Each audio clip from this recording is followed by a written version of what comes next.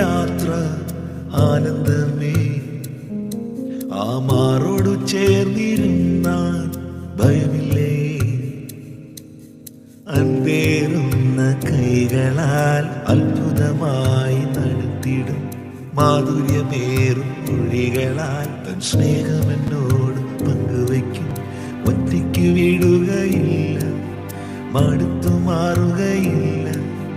ഒറ്റയ്ക്ക് വിടുകയില്ല, മടുത്തു മാറുകയില്ല. അന്ത്യം വരെ ആ ചുടുമതി യേശുവന്റെ കൂടെ മതി.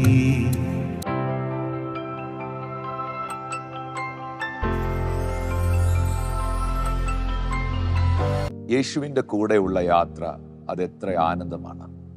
കർത്താവിൻ്റെ മാറോട് ചേർന്നിരുന്ന വ്യക്തിയോട് ചോദിച്ചാൽ മതി, പിന്നെ അവിടെ ഭയത്തിന് സ്ഥാനമില്ല. കാരണം ആ ഹൃദയത്തിൽ നിന്ന് തുടിക്കുന്ന സ്നേഹം എൻ്റെ ഭയത്തെ പുറത്താക്കുന്നതാണ്. പ്രിയപ്പെട്ടവരെ, ജീവിതം ഒരു യാത്രയാണ്, ലക്ഷ്യത്തിലേക്കുള്ള ഒരു യാത്ര.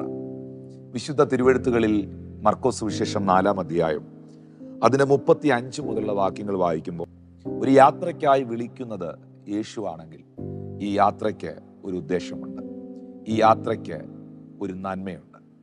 വിശുദ്ധ തിരുവെഴുത്തുകൾ പരിശോധിക്കുമ്പോൾ നമുക്കറിയാം, അവർ പ്രതീക്ഷിക്കാത്ത കൊടുങ്കാറ്റും അവർ പ്രതീക്ഷിക്കാത്ത തിരമാലകളും അവരുടെ യാത്രയിൽ അവരെ ആക്രമിച്ചു. അവരുടെ പടക് മുന്നോട്ട് പോകുവാൻ കഴിയാത്ത സാഹചര്യങ്ങൾ ഉണ്ടായി.